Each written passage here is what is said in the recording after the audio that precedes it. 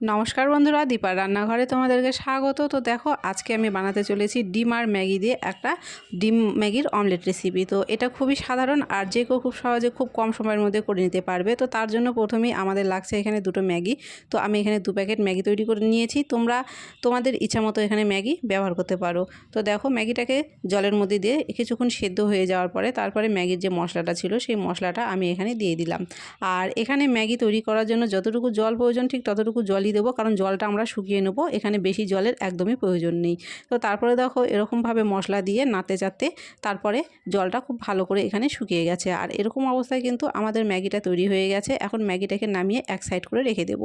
তারপরে এখানে গ্যাসের মধ্যে একটা প্যান বসিয়ে দিলাম। এবার প্যানের মধ্যে দিয়ে দিচ্ছি এখানে আমি সর্ষের তেল। তারপরে সর্ষের তেলটাকে খুব ভালো করে খুব গোটা প্যানের মধ্যে এখানে আমি ছড়িয়ে দিলাম। আর গ্যাসের ফ্লেমটাকে কিন্তু লোতে রেখে এই রেসিপিটা করতে হবে। তারপরে একটা ডিমের মধ্যে এখানে আমি দিয়েছি পেঁয়াজ আর লবণ। এখানে আমি লঙ্কাটা ব্যবহার করে নিই, যেহেতু ছোটো বাচ্চারা খাবে। তো তোমরা কিন্তু এর মধ্যে লঙ্কাটা অবশ্যই দিয়ে দেবে। তারপরে দেখো, এখানে 1 মিনিট মতো ডিমটাকে একটু আমি তৈরি করে নিয়েছি। তারপরে যে আগে থেকেই ম্যাগিগুলো তৈরি করে রেখেছিলাম তার অর্ধেক ম্যাগি এখানে আমি দিয়ে দিলাম।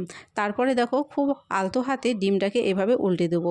আর যেহেতু এখানে ম্যাগি দেওয়া হয়েছে, ম্যাগি দেওয়ার কারণে কিন্তু ডিমটা অনেকটা ভারী হয়ে গেছে। তো যাই হোক, এই জন্য একটু ওলটপালট করতে অসুবিধা হচ্ছিল।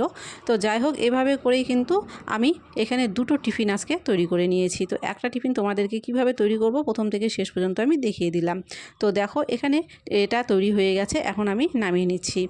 আর এইভাবেই আমি 2টো তৈরি করে নিয়েছি। আর এই যে দেখো, এখানে দেখিয়ে দিলাম। তো কেমন হয়েছে আজকের রেসিপিটা কমেন্টে অবশ্যই জানিও। ভালো লাগলে লাইক, শেয়ার, কমেন্ট করে দিও। চ্যানেলটিকে সাবস্ক্রাইব করতে কিন্তু ভুলো না।